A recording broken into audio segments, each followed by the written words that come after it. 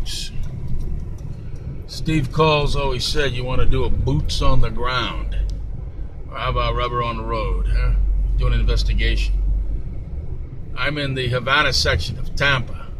The architecture is very similar to what you would see in Havana. This is where all the old cigar factories were at.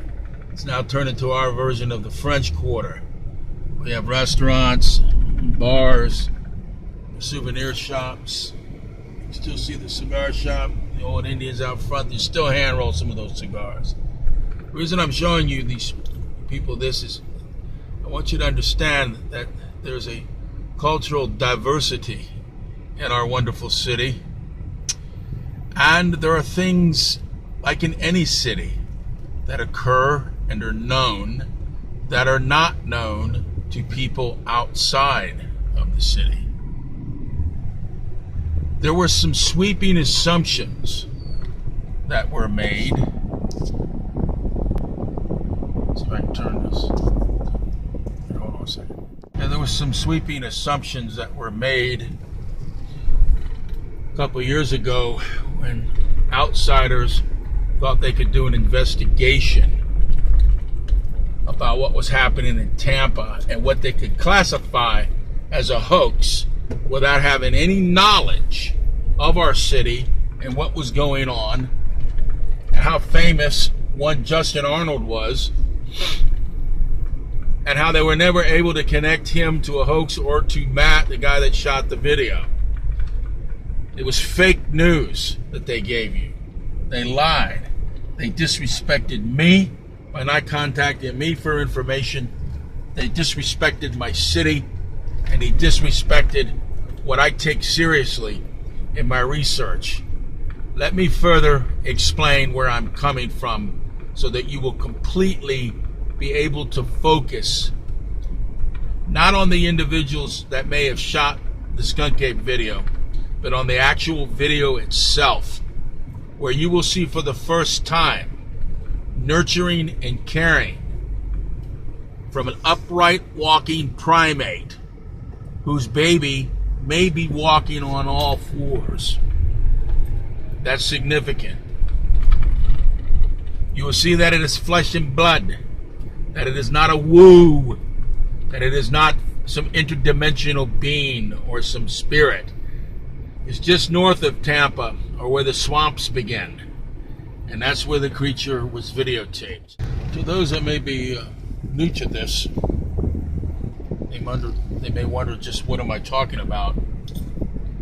Talking about was a video that was released. Let me pull over here. It was a video that was released January 2015. Supposedly taken in near Lettuce Lake Park, which is the gateway to the wild part of Florida. Again, a fact that someone who did not live here would not know. Leads into the major watershed of 3 rivers, supply drinking water to over 50% of the state. That's where the skunk ape would be living. It's not surprising that it was photographed there. Well, anyway, one of the individuals was named Matt.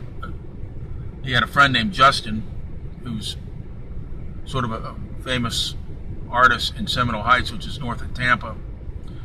And the BFRO, which received an original file of the video, they could have dissected that video inside out. They could have subjected that video to every form of computer analysis possible, or any form of analysis, but they chose not to. They never addressed the video. They only tried to damage the credibility of the individuals that may or may not have been involved in the making of the video. It was classic killing the messenger. They thought they succeeded in it, but they showed a lack of knowledge in their understanding of the city of Tampa and what was involved here. They created, in a sense, fake news. They said because Justin had submitted a photograph to TBT, which does a daily photograph contest, of a 2-headed alligator. They said that Many was a hoaxer. They never understood anything about the two-headed alligator. Or they did not have knowledge that Justin was actually working for a new brewery, or the Southern Brewing Company, where he had been the artist that had been commissioned to create the 5-foot replica of the two-headed alligator, that this was part of a viral campaign. They showed no knowledge that the TBT was not a broadsheet newspaper, was not the St. Petersburg Times or the Tampa Tribune. It was, in a sense, a tabloid. It's a free newspaper that anybody can pick up, and it leans towards sensationalism. I'll give you a good example.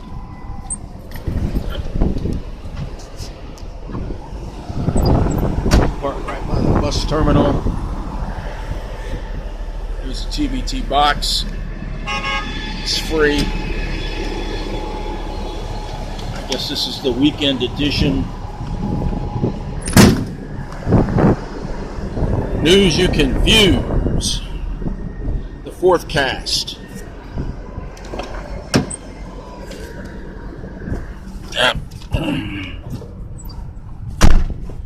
I didn't know what was on the cover. You got sports on the back. Car crash.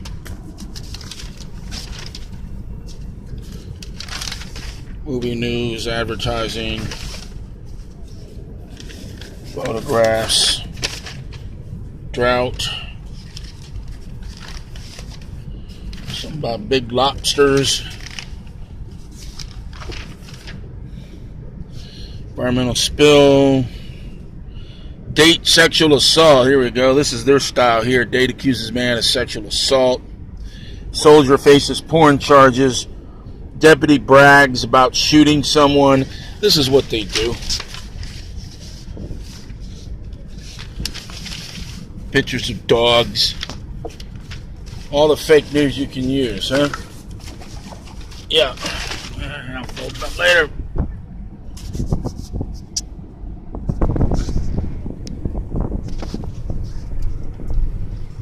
North of downtown.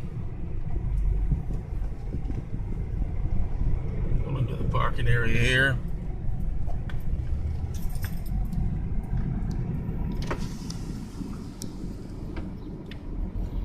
It's a giant mural.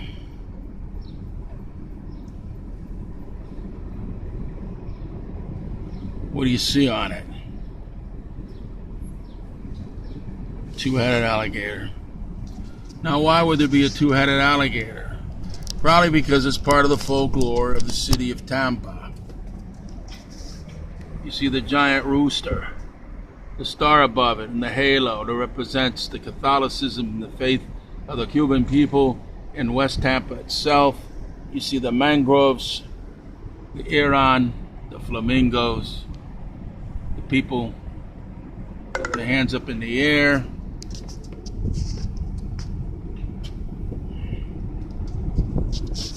My battery's going dead.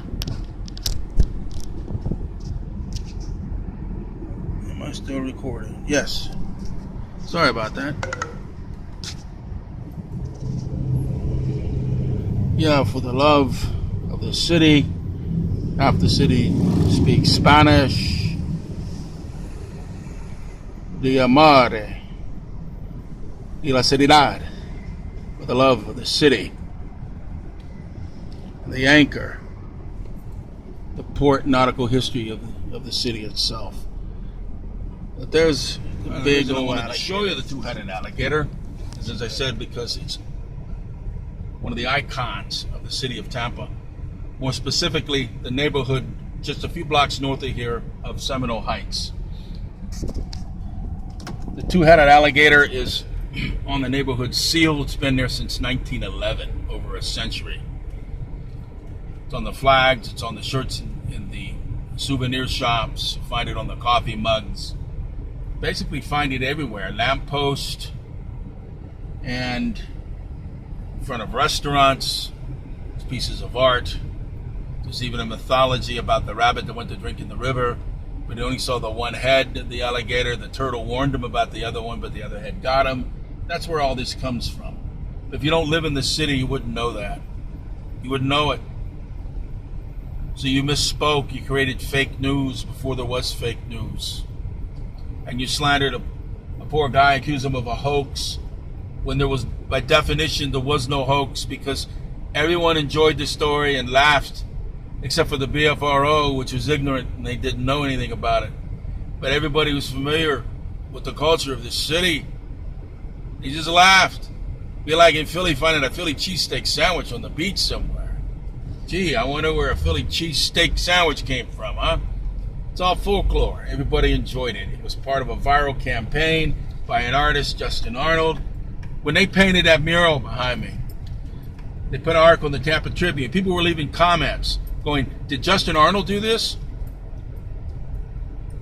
Everyone knew who he was. It was almost self-explanatory. He didn't do it, though. Two other artists did it. Wait, let me continue. I'm going to show you.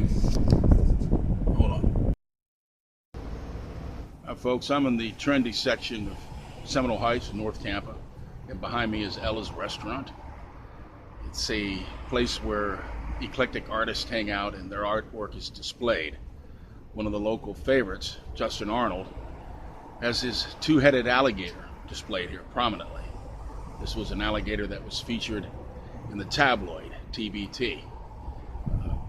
Justin received a commission from a new restaurant that was opening called the Southern Brewery Company. It's a restaurant where they serve the craft beers, which Tampa's famous for. Not every city has this, but we do. And they commissioned him to do a giant 6-foot, well, actually a 5-foot tall two-headed alligator statue be placed in front of the restaurant. Before the restaurant opened, Justin was involved in a viral marketing campaign where they put the alligator out on the Hillsborough River, took a photograph of it, and called TBT. Now, TBT is a tabloid. It's not a broadsheet newspaper. It's not St. Petersburg Times or the Tampa Tribune. It involves itself in scandal. It's sort of the National Enquirer of the Tampa Bay area. If it's Bigfoot, UFOs, two-headed alligators, teachers having sex with students, whatever. If it's scandalous, it makes the front page. They couldn't run over here fast enough to do an article on it. It was all a gag. It was all a goof. It was all a viral marketing campaign for a corporation. That was it. But the national observers of the Bigfoot community had no knowledge of that. So they ran with it like the BFRO said, we hit pay dirt. You didn't hit squat. Just like they didn't hit pay dirt on the Russian investigation. This is all fake news. And they bought it. Hook, line, and sinker. Hey folks, I'm over at the Southern Brewing Company. I'm on Nebraska Avenue, which is a major drag. Tens of thousands of cars come through here every day. And what they see is a two-headed alligator.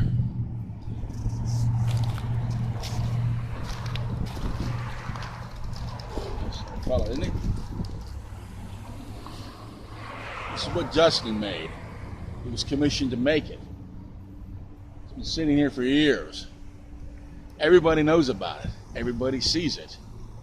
You see, no one else would have known about it if you didn't live in Tampa. Nobody bothered to contact me. I would have filled him in on it. I remember Phil Poley arrogantly stated, the Florida BFRO contacted me. You see what I knew about it. What the hell could you possibly know about it, Phil? You don't live here. You're not able to speak about it. You're not capable of speaking about it. But anyway, as you can see, you go through Seminole Heights on street lamps, souvenir shops, t-shirts, mugs, the city the city emblem. Everything has the two-headed alligator on it. It's a common icon of Seminole Heights. Hi folks, it's Tim Fasano again. Trump Pence 2020. Coinciding with the putting aside of the black helicopter crap that the media has been saying about Trump with Russia and all that, it's a hoax. BFRO, Phil Polling created a hoax by trying to slam the character of the individuals, and I've totally dispelled what they were trying to do. Now please, take a look at this video. Take a look at it for the first time. Take a look at it again for the first time. Focus on the video. Don't focus on the propaganda. Look at the video. Use your own eyes and ask yourself, is this real? Dropping the baby into the water, protective behavior, picking it up, knowing maybe there's some people in a canoe now, ushering it along, and then behind it to get it behind the tree. It's either holding a snake, an alligator gar, or maybe it's the tail. But one thing is clear is that the adult walks upright. The toddler is on all fours. This is what I'm seeing, and it's what a lot of other people are seeing. This video, these versions of them have been up for 2.5 years, and if you read the comment sections on them, you will read where lots of people are seeing what I'm seeing. This is real, folks. Take a look.